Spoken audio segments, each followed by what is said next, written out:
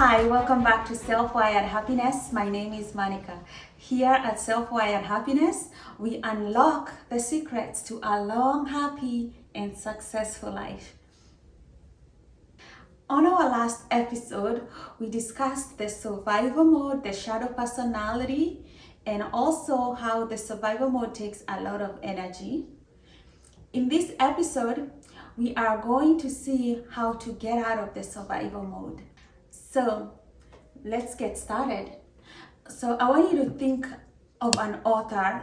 Imagine there's this wonderful author out there who can write a masterpiece in 3 days. So he starts writing his masterpiece and he's not even going anywhere else. He's just staying on his computer writing his masterpiece. So he writes for 3 days, and then all of a sudden the lights go off and then his computer shuts down and he realizes he did not hit save.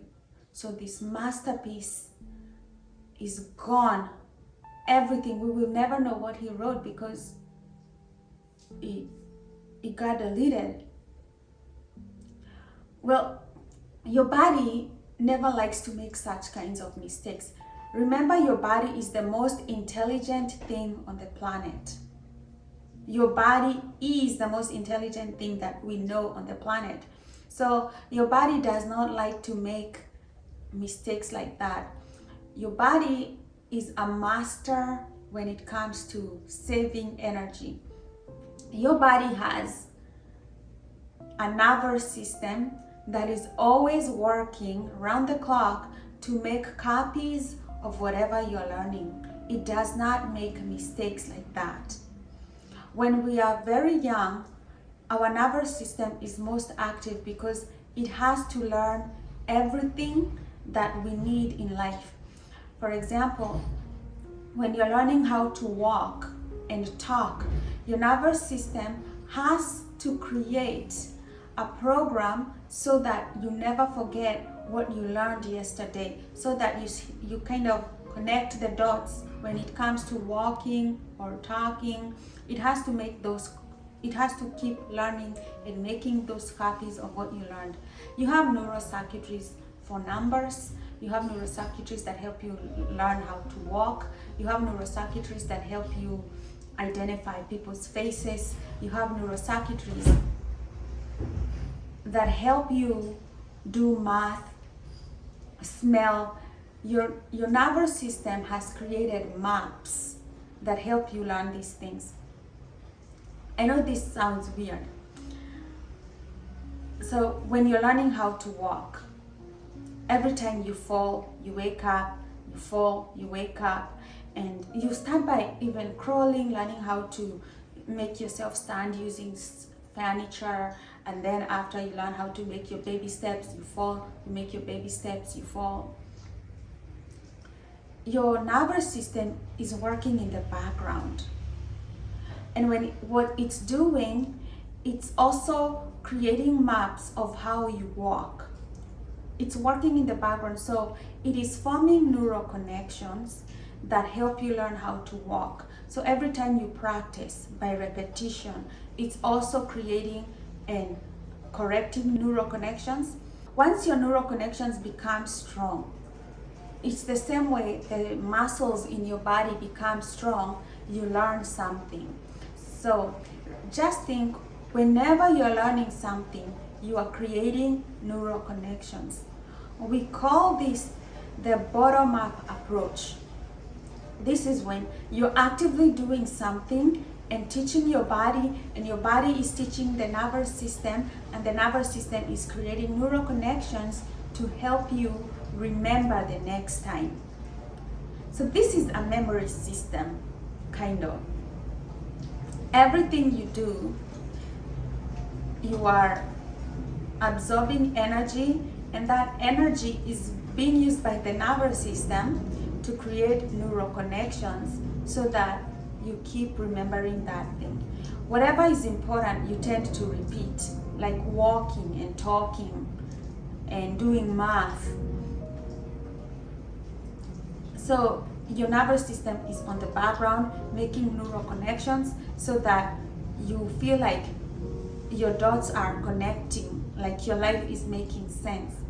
So you're teaching your body how to live life and what to do by creating neuroconnections. If our bodies was like this author who forgot how to save, you would never learn how to walk. You would never learn how to talk. You would never remember where your home address is. You would never remember what your car looks like. You would never remember your favorite dish, your favorite color. But your body is always making neuroconnections for you even when you're not thinking about it. Because whenever you put a lot of energy into something and you do it via repetition, you create neuroconnections. This is how you create neuroconnections. So where you put your attention, energy flows and neuroconnections grow. This is the bottom-up approach. You create neuroconnections by putting attention, focus, and energy. You create a program in your body. That's how you're programming your body. That's how you're programming your mind. Where attention goes, neurofiring flows, and where neurofiring flows, neuroconnections grow. This is how you're programming your mind. This is how you're creating a new mind. So when we talk about wiring happiness, where attention goes, energy flows. Where energy flows, neurofiring flows. And where neurofiring flows, neuroconnections grow. We've already created the neuroconnections for walking, talking, writing, everything that we have learned, we created neuroconnections for. Whenever we want to read something or whenever we want to talk or walk, we are accessing the program that we have already created. This is called the top-down approach because now your mind already knows how to do it. It's ready to access. Imagine our author. Imagine that right before the lights went off, he hit save. Boom. And now he has his book. So if he wants to go to a chapter in his book, he can just open his computer and access that file and go to that chapter in his book because he hit save. The same goes to with our brain. So we don't have to learn how to walk all over again every time that we want to go somewhere. We don't have to learn how to do our words every time we want to communicate because we already learned the language when we were growing up. This is top-down approach. The mind accessing instantly the information that we've already learned. When we are young, we learn habits, emotions, we learn everything. Our mind uses those neuroconnections to give us the life experience we've created. And really, you reap what you sow when it comes to the experience that you're having in your life. This is an experience you have created and you reap what you sow. Your mind is just giving you literally what you created. When you come from a challenging childhood or a traumatizing childhood, you learn very negative emotions. They are programmed in your body. They are programmed in your mind. And you may want to forget them because you want to live happily. We know from neuroconnections that whatever you don't use, you lose. Think about high school. You don't remember half the stuff you learned in high school. Why? Because your attention and energy never goes there. You forgot whatever you learned. Whatever you keep repeating, it stays fresh in your mind, and that's what you keep doing. What you don't use, you lose. You can forget these negative programs that you have learned simply by not placing your attention there. It's like the author who didn't save his work and boom, he forgot about it once the lights went off because it was really not there. It was like a vacuum of nothingness. And that's what you do when you want to forget something. Out of sight, out of mind, out of neuroconnections. You're done. It's over. Game over. So what we don't use, we lose. So if you want to forget something, you simply don't use it. So let's say you have a grudge that is making you upset. If you don't use it, you lose it. That's a good way to use this kind of knowledge to your advantage. What you don't use, you lose. That's why forgiveness is very good. You forget things that you don't want to remember. And that is why letting go is very good, because you forget the things that you don't want to remember. This is important for people to know, that what you don't use, whatever program is in your mind, if you decide not to use it, you lose it. So you can change your habits this way. If you decide, okay, I've learned how to lie and tell lies, so every time you're confronted with a situation where you have to lie, you tell the truth.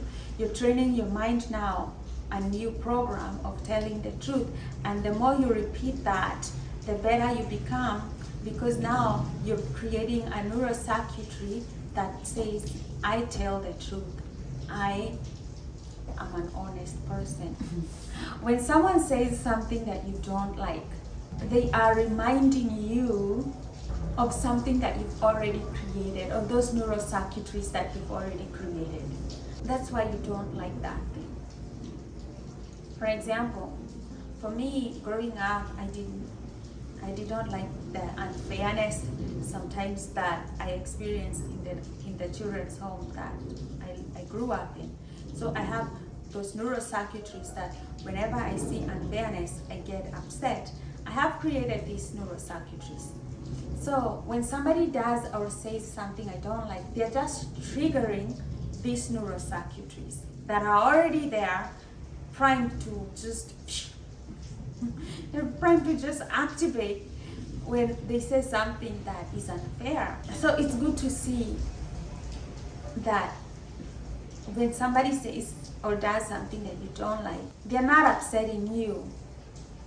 They are reminding you of something that you don't like, and that's why you're upset. Because you already created these neurocircuitries that when something like this happens, they fire into anger, they fire into a certain action or a reaction.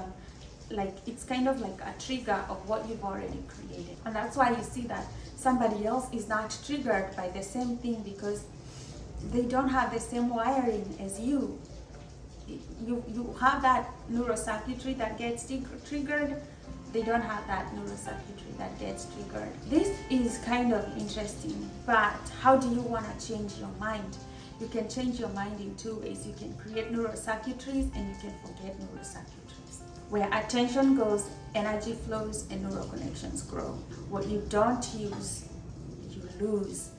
So it's all up to you. What do you want to start forgetting? What habits do you want to start forgetting? And what kind of reactions do you want to start forgetting? What kind of emotions do you want to start forgetting? What you don't use, you lose. Here at Self-Wired Happiness, we unlock the secrets to a long, happy, and successful life. And we create programs that help us live a long, happy, and successful life. And we also forget programs that don't create a long, happy, and successful life. So please like, share, and subscribe to my channel, and let's keep wiring that happiness. Until next time, namaste.